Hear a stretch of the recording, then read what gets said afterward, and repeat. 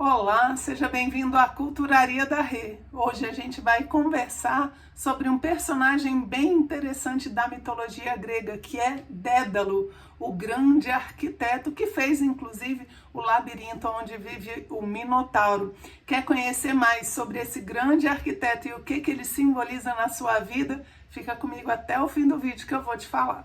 Faça esse vídeo chegar a mais pessoas no YouTube. Deixe seu joinha, se inscreva no canal e ative o sininho. Toda semana tem vídeo novo por aqui. Agora, vamos para o nosso conteúdo. No vídeo de hoje, então, a gente vai conversar sobre Dédalo. Dédalo é um grande arquiteto que aparece em diversas histórias da mitologia. E provavelmente você conhece uma das grandes obras de Dédalo, que é justamente o labirinto aonde vive o Minotauro. Isso é uma das obras de Dédalo que mostra como ele era repleto de habilidade, engenhosidade, grandes ideias. E essa figura tão especial, ele nem é um filho de um deus, não. Como se fosse um membro da realeza de Atenas. Mas ele foi ensinado pela própria deusa da sabedoria, Atena ou Atena, para saber como faz todas essas coisas maravilhosas, como ferramentas, como estátuas que dançam, o próprio labirinto e diversas outras situações, né? E ele tem algumas histórias que não são exatamente sobre o labirinto e nem sobre o voo de Ícaro, seu filho, que isso daí está em outro vídeo, certo? A gente tem um vídeo falando só de Ícaro e um vídeo falando só do Minotauro, para você ir lá e curtir a continuação, né? O complemento dessas histórias de Dédalo. Então Dédalo, já comentei, ele é ensinado pela deusa Atena, que é de onde vem aí toda a sua sabedoria, todo o seu conhecimento. E como arquiteto, é uma figura que representa o poder do homem de plasmar as coisas, de manipular a matéria, de trabalhar com as energias, com os elementos da natureza para poder gerar coisas maravilhosas.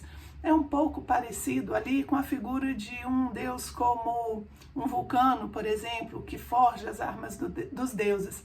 Mas ele é muito humano, ele não é tão divino. E ele tem muitas problemáticas, inclusive, muito humanas. Ele é um personagem muito dual. Ao mesmo tempo que ele é capaz de fazer coisas maravilhosas e incríveis, criar coisas maravilhosas, ele fica na história ali um pouco como um traidor, né? Como um destruidor. E é interessante porque ao mesmo tempo que ele cria, ele também destrói, né? Ele gera morte, ele trai muitas pessoas. Então, para além dessa dualidade que existe dentro do homem, né, que a gente às vezes é ótimo, é fantástico, e às vezes a gente tem os nossos problemas, comete nossos erros, traições, destruições, ele representa também esse ciclo, essa moeda de duas faces, né, onde uma face é a criação e a outra face é a destruição.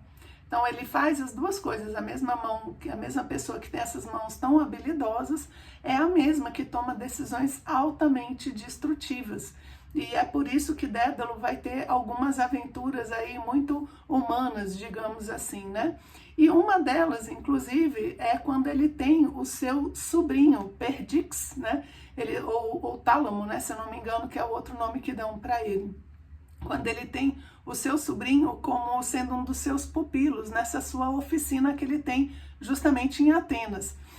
Na cidade de Atenas ele é muito conhecido, as pessoas quando precisam de coisas maravilhosas, né, engenhosas, eles sempre vão procurar o ateliê de Dédalo.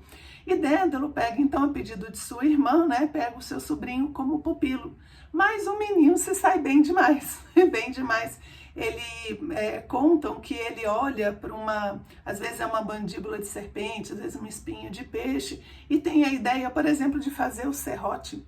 E é uma ferramenta maravilhosa que vai ajudar em muitas coisas.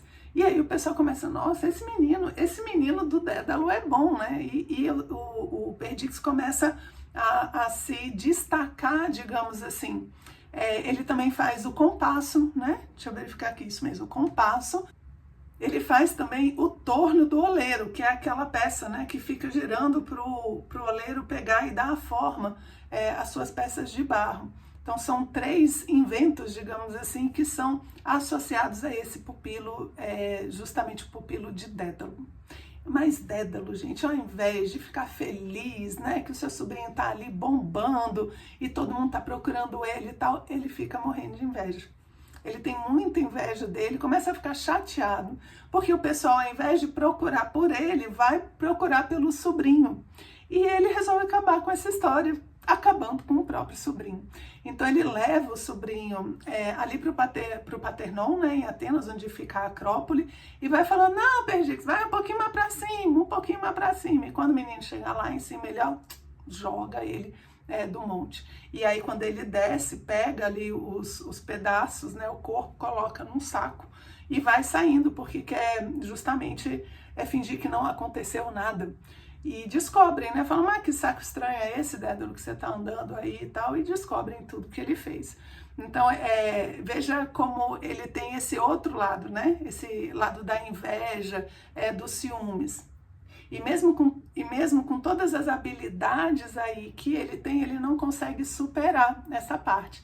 Então, ele constrói um grande aprendiz, né? Pega essas grandes habilidades e, ao mesmo tempo, ele destrói ele depois. Mas aqui, no caso, não exatamente como um fim de ciclo, mas como um fim de ciclo adiantado, muito precoce, levado justamente pelas coisas que a gente tem dentro da gente, né? De inveja, de ciúme, de vinganças, que é o que leva Dédalo a matar, então, o seu sobrinho, ok? Ele é, então, julgado no Aerópago, que é onde, né, tem os grandes julgamentos de Atenas ali, e ele é condenado ao exílio. Ele tem que sair de Atenas. E aí você deve falar, nossa, mas isso é muito pouco. Gente, para um grego, o exílio é pior que a morte. Você ser exilado, você ser separado da família, do seu nome, da sua tradição, do culto aos deuses, é a pior coisa que pode acontecer. Então, assim, foi muito grave o que ele fez. Tão grave que ele é condenado ao exílio. E é justamente nessa coisa do exílio que ele chega, então, em Creta e conhece o rei Minos. E aí vocês vão ver o vídeo, né, que eu já comentei que tem do Minotauro, que vai explicar justamente toda a história do Minotauro e como Dédalo vai pegar e criar justamente esse labirinto para que esse monstro, né, fique ali dentro. É interessante a gente pensar no labirinto como um beco sem saída, onde muitas vezes a gente mesmo se coloca. Esse labirinto ele é bem interessante porque Dédalo conhece as saídas. Tipo assim, quem constrói sabe sair. Dédalo conhece, ele saberia sair do labirinto, que ele até dá uma ajudada ali, né, Ariadne e tal, quando o Teseu vai lá matar o Minotauro para poder sair, porque o problema do labirinto não é só entrar, né? É sair, entrar às vezes a gente até se vira, porque a gente se mexe num monte de enrascadas, mas sair é muito complicado.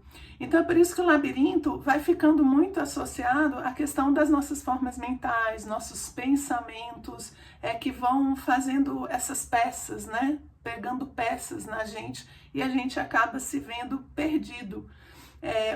Outro símbolo do labirinto também é a saída até o centro.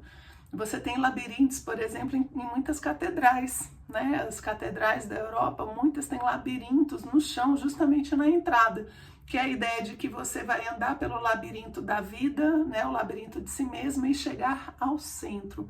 E é no centro onde a gente tem essa superação de si mesmo, que é a morte do Minotauro. Então é Dédalo que monta todo esse labirinto. Mas antes disso, ele tem uma participação muito grande no nascimento do Minotauro.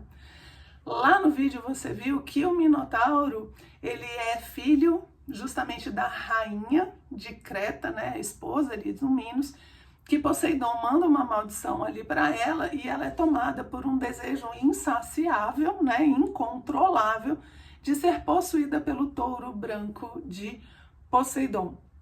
E o que acontece? O que Dédalo faz? Ele faz um simulacro.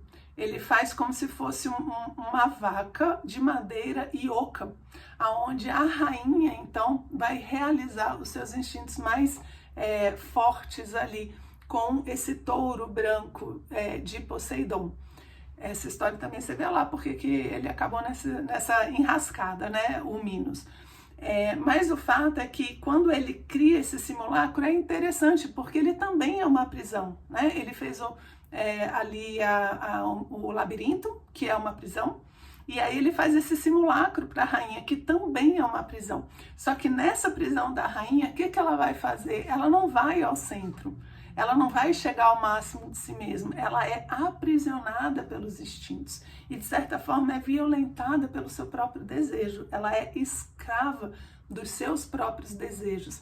Eu sei que essa imagem, né, da rainha e do touro, ela é muito pesada, mas se você for pensar, é muito pesado quando a gente se deixa levar pelos nossos instintos e faz qualquer coisa para saciá-los. É só a gente ver a quantidade de atrocidades, né, que infelizmente o ser humano ainda é capaz de fazer. É quando ele fica dentro desse simulacro, né? Então Dédalo, ele pode gerar, né, o mesmo que gera esse caminho ao centro com o labirinto, gera essa prisão, justamente onde a rainha está ali e pode satisfazer seus desejos. Um outro símbolo aqui é justamente isso, que você, quando tem por objetivo satisfazer todos os seus desejos, você vai ficar preso, né, nesse simulacro, como a rainha ficou. Ok? Ah, sim, uma coisa que eu esqueci de falar é que Platão, né, em uma de suas obras, ele fala das estátuas dançantes de Dédalo. Ele fala que Dédalo sabia mexer tão bem com a matéria, mas tão bem com a matéria, que ele era capaz de fazer estátuas que dançavam. E aí eu lembro daquela história de Michelangelo, né, que quando ele termina Moisés, ele fala assim, parla, né? Dédalo falava dance, né? Dance, não é nem fale, é dance. E as estátuas então dançavam. O que simboliza essas estátuas dançantes de Dédalo? A capacidade que ele tem de botar energia dentro dessas estátuas, né? E fazer com que elas se movimentem. Ou seja, uma maestria perfeita em relação à matéria e à energia que anima a matéria. Como eu falei no início, Dédalo então vai ser essa representação com essas histórias, né? Ele é capaz de fazer ferramentas que levam a gente ao centro e também as que aprisionam. Ele sabe fazer estátuas dançantes e ao mesmo tempo é pego ali pelo orgulho, pela raiva, no caso do seu sobrinho. Então ele é uma figura bem complexa, né? E que tem uma história ainda que a gente vai ver no próximo vídeo, que é justamente o voo de Ícaro, né? Seu filho. Então a gente ainda vai dar uma olhadinha nessa história. E a última representação que a gente tem de Dédalo é ele representando justamente aquele orgulho excessivo, né? A híbris, a ubris, que a gente tem dentro da mitologia grega, que é quando a pessoa, o herói, aquele personagem se acha o máximo, digamos assim.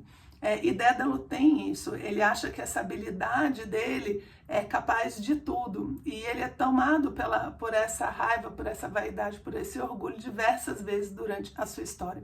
Então cuidado, não seja como Dédalo, né? Não se deixe levar por esses extremos, utilize as suas habilidades de uma forma que você esteja sempre agregando, né? E tentando fazer do fim de ciclo, dessa destruição de fim de ciclo, algo sempre natural e não uma coisa precoce levada pelos nossos instintos, pela nossa vaidade. Então era isso que eu queria passar para vocês, falar hoje sobre Dédalo. Espero que vocês tenham gostado. A gente se vê no próximo vídeo.